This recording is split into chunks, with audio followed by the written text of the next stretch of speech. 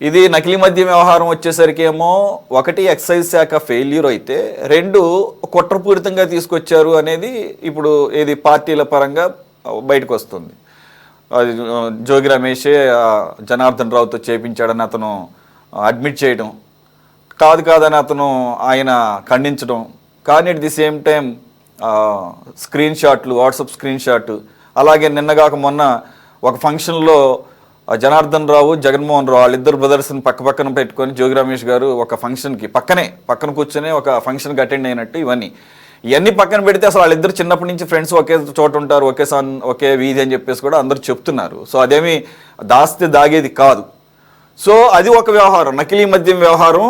అంటే డబ్బు కోసం చేశారా, లేకపోతే ప్రభుత్వంకి బ్యాడ్ నేమ్ తీసుకురావడానికి? ఎందుకంటే ఆల్రెడీ గత 5 సంవత్సరాల్లో జరిగిన మద్యం కుంభకోణం యొక్క సీరియస్నెస్ని డైవర్ట్ చేయడం కానీ లేకపోతే మేము చేసిన తప్పే ఈ కూటమి ప్రభుత్వం కూడా చేస్తుందని చెప్పేసి దాన్ని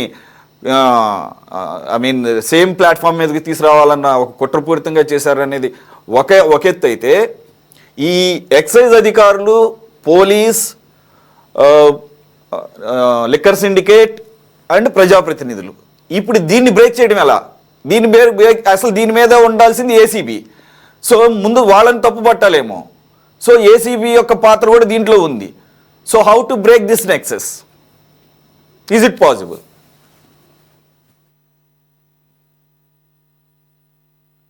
సార్ ఆడియో రావట్లేదు సార్.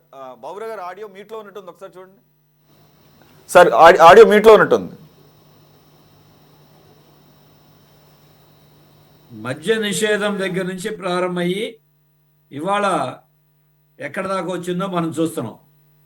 వైసీపీ ప్రభుత్వం హోల్సేల్గా, రిటైల్గా అన్ని రూపాలలో మద్యంలో ఆదాయ వనరుల మీద వాళ్ళు పిహెచ్డి చేశారు. వాళ్ళ ప్రభుత్వం పూర్తిగా మద్యాన్ని అవినీతిమయం చేశారు. దాని మీద సిట్ విచారణ చేస్తూ ఉంది, కోర్టులో కేసులు వేశారు.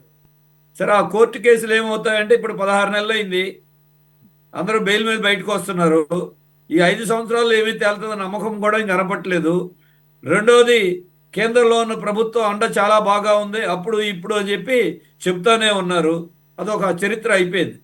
ఇప్పుడు కూటమి ప్రభుత్వంలో చూస్తే ఏమి చెప్పారు? మద్య నిషేధం కాకపోయినా మద్య నియంత్రణ అన్నారు. ఎక్కడ మద్య నియంత్రణ? మద్య నియంత్రణ కాకపోగా మద్యం అమ్మకాలని ఇంకా పెంచుతున్నారు. గత ప్రభుత్వ దారిలోనే నడుస్తూ ఉంది. 25,000 కోట్ల రూపాయలు ప్రభుత్వానికి ఖజానా నింపుకుంటున్నారు అప్పుడు ఇప్పుడు. ఎందుకు మద్య నియంత్రణ అంటున్నారు? ఒకటి, ప్రభుత్వానికి ఆదాయం రావాలి, ప్రజల యొక్క ఆదాయం కొల్లగొట్టకుండా ఓ పద్ధతి ప్రకారం జరపాలి. మూడోది, ప్రజల ఆరోగ్యాల్ని, ప్రాణాలని కాపాడాలి, నేరాలని, ఘోరాలని తగ్గించాలి. దీనికోసం మద్యం పాలసీలు తీసుకొస్తున్నారు. ఈ మద్యం పాలసీల్లో ఇప్పుడు ఈ ప్రభుత్వం కూడా పాత ప్రభుత్వం లాగానే ఆచరణలో ఏమీ తేడా లేకుండా పోతాం.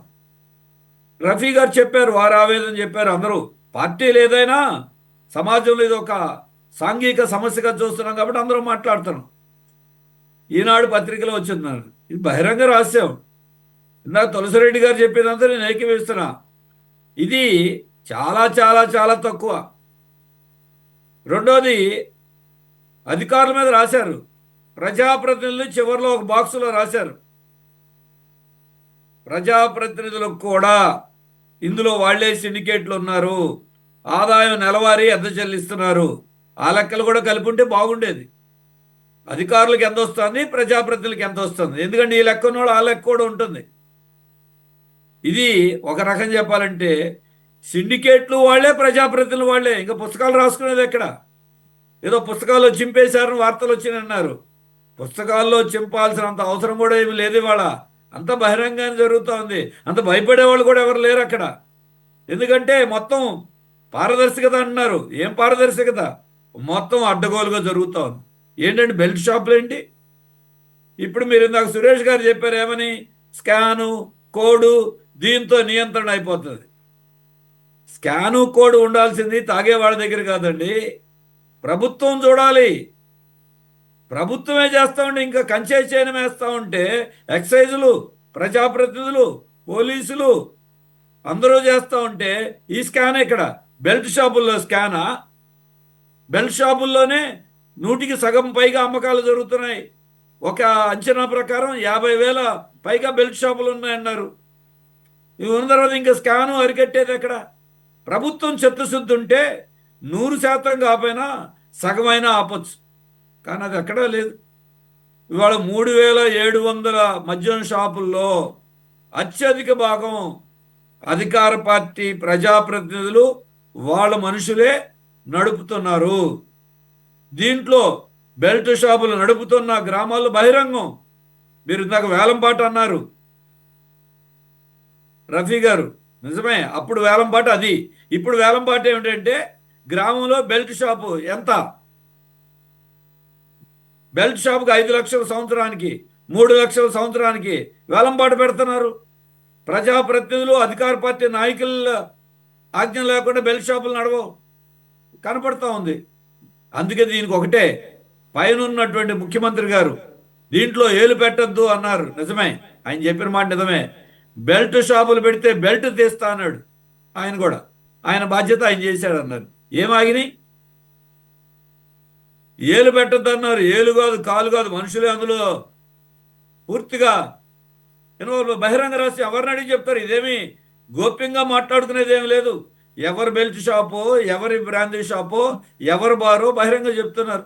మరి అందుకే అధికారులు ఎందుకు కంట్రోల్లో లేరు? అధికారులు కూడా ఏంటంటే మామూలు కూడా వాళ్ళే వసూలు చేసేస్తున్నారు. రెండోది, కొన్ని చోట్లయితే బ్రాందీ షాపులు వాళ్లే కాదు, ఎక్సైజ్ వాళ్ళు కూడా మళ్ళీ ప్రజాప్రతినిధులు వాటాలు ఇవ్వాలి. బ్రాందీ షాపులు వాళ్ళు ఇచ్చేవి వేరే వాటాలు, వీళ్ళ నుంచి కూడా వాటాలు ఉన్నాయి. అటువంటి ప్రజాప్రతినిధులు కూడా ఉన్నారని నేను చెప్పడం కాదు, పత్రికల్లోనే ఎవరో గెట్టన్ మీడియా కాదు, ఈనాడు, జ్యోతి, ఇంకా ఇతర పత్రికలే వార్తలు పొంకాను పొంకాలుగా రాశారు. మరి వీటి మీద అందుకే గతంలో లాగా ఈ ప్రజాప్రతినిధిని అవినీతి పాల్పడ్డాడు హెచ్చరించి చర్య తీసుకోగలిగిన పరిస్థితిలో కూడా గవర్నమెంట్ వాళ్ళు కనపట్లేదు, కూటమి పార్టీలు కూడా కనపట్లేదు. పబ్లిక్గా చేస్తున్నారు, పబ్లిక్గా చెప్తున్నారు కూడా కొంతమంది ఏం చేస్తారని. ఇందాక లక్ష్మణ్ గారు అన్నారు కదా, మేము ఇంత ఖర్చు పెట్టాం, ఇంత వసూలు చేసుకోవాలి, ఏమిటో బహిరంగ మాట్లాడతారు లోపాయికారిగా జరిగే విషయాలు. దీనివల్లనే వాళ్ళు జరుగుతున్నాయి. అలాగే నకిలీ మద్యం చెప్పారు. ఓకే, వైసీపీ నకిలీ మద్యంలో ఉంది, లేదు వైసీపీ నాయకులు కూడా ఉన్నారు. వైసీపీ నాయకులుగా 3 ఏళ్ల నుంచి 4 ఏళ్ల నుంచి నకిలీ మద్యం అమ్ముతా ఉంటే తెలుగుదేశం పార్టీలో జయచంద్రారెడ్డిని ఎందుకు చేర్చుకున్నారు? పోనీ కొత్తగా ప్రారంభించలేదుగా, అంత ముందే ప్రారంభించారు కదా. ఏదో ఆ పాత వైసీపీ వాళ్ళు అమ్మారు, వీళ్ళు ఎందుకు జాయిన్ చేసుకోవాలి? రెండోది, వైసీపీ నాయకులతో కలిసి ఆయన వ్యాపారం చేస్తారని తెలిసిన తర్వాత ఎందుకు ఇప్పటిదాకా చర్యలు 16 నెలల నుండి పబ్లిక్గా, ఇందాక తులసిరెడ్డి గారు చెప్పారు నేషనల్ హైవే జరిగినాయి. ఇబ్రహీంపట్నంలో ఉండేటువంటి ఆ కార్ఖానా అంటే కుటీర పరిశ్రమ అన్నారు, రాష్ట్ర వ్యాప్తంగా విస్తరించి. నేను వెళ్ళాను అక్కడికి, నేషనల్ హైవే పక్కనే ఉంది. అలాగే నకిలీ మద్యం అమ్మింది కొన్ని షాపుల్లో. విజయవాడలో భవానీపురంలో ఉన్నటువంటి చెరువు సెంటర్లో ఒక వైన్ షాపులో అమ్మారని వాడి మీద ఎఫ్ఐఆర్ కూడా నమోదైంది. పబ్లిక్గా ఆ బ్రాందీ షాప్ తీసి అమ్ముతూ ఉన్నారు. శ్రీనివాస వైన్స్ దాని పేరు, చెరువు సెంటర్లో ఉంది. తెలిసిన తర్వాత మేము వెళ్ళి ఆ నకిలీ మద్యం తీసుకుని పగలగొట్టి బాటిళ్ళు మహిళలు చేస్తే ఎక్సైజ్ ఆఫీస్కి దగ్గరలో ఉంది ఇది, భవానీపురంలోనే. అప్పుడు మేము మూసేస్తే తప్ప వెళ్ళమనంటే అప్పుడు మూశారు. ఇంకా పబ్లిక్గా నకిలీ మద్యం అని ఇంత వార్తలు వచ్చిన తర్వాత సంగతి నేను మాట్లాడుతుంది, ఎప్పుడు సంగతి కాదు. అది ఎఫ్ఐఆర్లో ఆ షాపులో కూడా అమ్మారని వాళ్ళ మీద కూడా కేసు నమోదైన తర్వాత ఎక్సైజ్ వాళ్ళంటే ఏమంటారు? నోటీస్ ఇవ్వాలండి వాళ్ళకి. అంటే నోటీస్ ఇచ్చేదాకా నకిలీ మద్యం అమ్ముకోవచ్చా? ఇంకా 1 రోజులు టైం పడుతుందండి. ఇవి పబ్లిక్గా ఇప్పుడు సంగతి నేను మాట్లాడుతున్నా.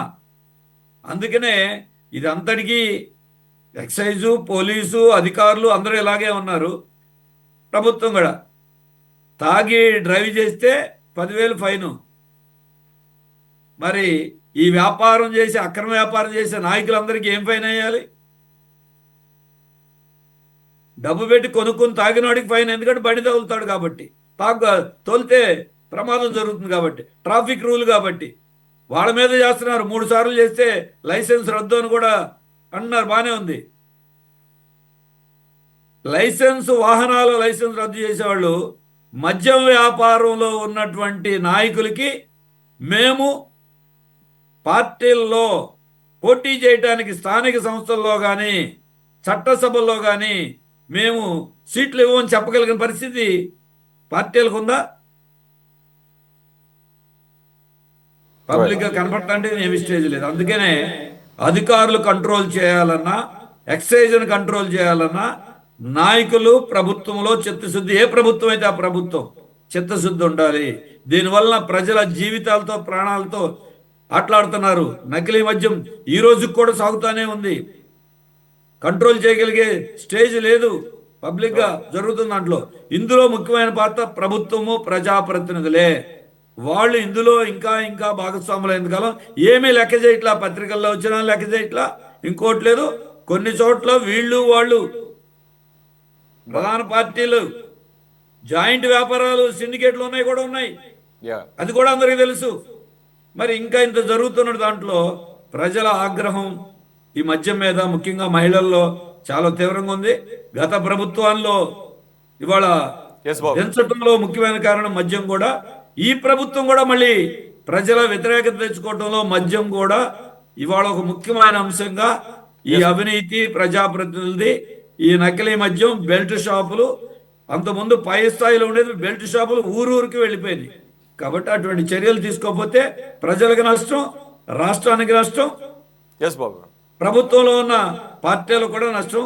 మరి ఇప్పటికైనా పై స్థాయిలో ఉన్న నాయకులు, ఇది మీకు నాకు తెలిసింది తక్కువ, పత్రికల్లో వచ్చింది తక్కువ, ప్రభుత్వానికి తెలిసింది చాలా ఎక్కువ. చేమ చిట్టుకుమంటే తెలుస్తుంది ప్రతి విషయం కూడా.